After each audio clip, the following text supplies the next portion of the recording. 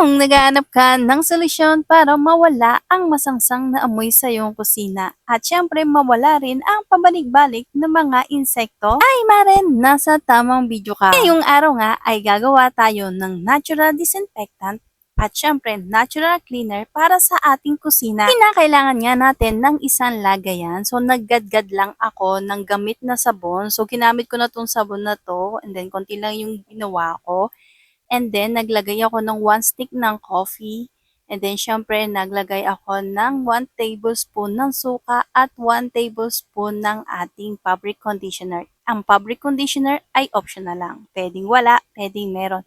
At haluin ito hanggang sa mag-combine lahat ng ating ginamit na sangkap. Ang kape nga ay nagtatanggal ng di kaaya-ayang amoy sa loob. Simple pero effective to deodorize the bedroom or the kitchen. Habang ang sabon naman ay nakakatulong para maitaboy ang mga insekto sa loob ng bahay. At syempre yung ating suka, siya yung natural disinfectant na nakakatulong ma-disinfect ang mga amoy sa loob ng bahay.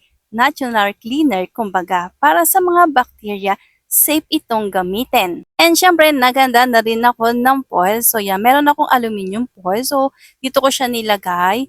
So yan, 1 tablespoon lang yung ating nilagay sa bawat foil. And yan, ganyan ko siya binalot para hindi tumagas or manlaglag.